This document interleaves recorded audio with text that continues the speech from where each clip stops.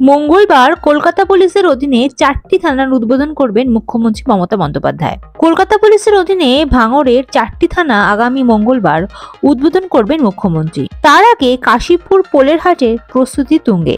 ভাঙড়ে 4টি থানা আনুষ্ঠানিকভাবে কলকাতা পুলিশের অধীনে আসতে চলেছে আগামী মঙ্গলবার। মুখ্যমন্ত্রী মমতা বন্দ্যোপাধ্যায় সেদিন ভার্চুয়াল মাধ্যমে ওই 4 থানার উদ্বোধন করবেন। তার আগে কাশীপুর পোলের হাট, চন্দনেশ্বরে প্রস্তুতি তুঙ্গে। গত জুলাই মাসেই ভাঙড়কে কলকাতা পুলিশের আওতায় আনার কথা বলেছিলেন মুখ্যমন্ত্রী। ভাঙড়ে কলকাতা পুলিশের আলাদা ডিভিশন গঠনের নির্দেশ তিনি দিয়েছিলেন পুলিশ কমিশনার বিনীত গোয়েলকে। অবশেষে মঙ্গলবার ভাঙড়ের 4টি থানার উদ্বোধন হবে কলকাতা পুলিশের অধীনে।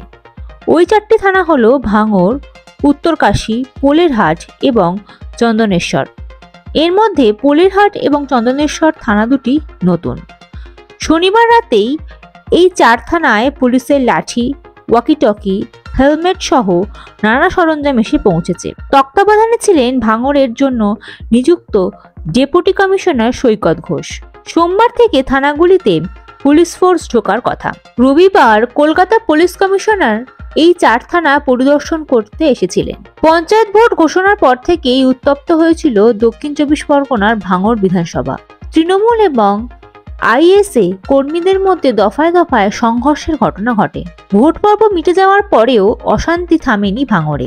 অনেকের মৃত্যুও হয়েছে রাজনৈতিক হিংসায়। একসময় নিজের বিধানসভা কেন্দ্রে ঢুকতেই পারছিলেন না বিধায়ক নওশাদ সিদ্দিকী। সেই পরিস্থিতিতে ভাঙড়ের আইন শৃঙ্খলা পরিস্থিতির কথা মাথায় রেখে গত জুলাই মাসে ভাঙড়কে কলকাতা পুলিশের অধীনে নিয়ে আসার সিদ্ধান্ত নেন মুখ্যমন্ত্রী মমতা বন্দ্যোপাধ্যায়। ভাঙড়ের আইন শৃঙ্খলা পরিস্থিতি নিয়ে বিতর্ক এখনো জারি। শনিবারই এ বিষয়ে মুখ্যমন্ত্রীকে চিঠি দেওয়ার কথা জানিয়েছেন প্রাক্তন বিধায়ক তথা তৃণমূল নেতা আরাবুল ইসলাম। তার অভিযোগ, তার পুত্র হাকিমুল ইসলামকে খুন করার ষড়যন্ত্র করেছে ভাঙড়ের ক্ষমতাসীন আইএসএফ। নিরাপত্তার জন্য তাই মুখ্যমন্ত্রীর কাছে দ্বারস্থ হন বলে জানান আরাবুল। ভাঙড়ের বিধায়ক নওশাদ সিদ্দিকী অবশ্য তৃণমূল নেতার দাবি উড়িয়ে দিয়েছেন। তার মতে প্রচারে থাকার জন্যই এইসব কৌশল অবলম্বন করছেন আরাবুল। উল্লেখ্য, পঞ্চায়েত নির্বাচনের পর বারবার হুমকির মুখে পড়তে হয়েছিল আরাবুলের পুত্র হাকিমুলকে। তখন তার নিরাপত্তার জন্য একজন দেহরক্ষী নিযুক্ত করা হয়েছিল। এছাড়া আরাবুলের নিরাপত্তার জন্য আগে থেকেই রয়েছে 3 দেহরক্ষী। এরপরেও ভাঙড়ে নিরাপদ অনুভব করছেন না শাসক দলের একসময় দাপুটে নেতা এবং তার পুত্র।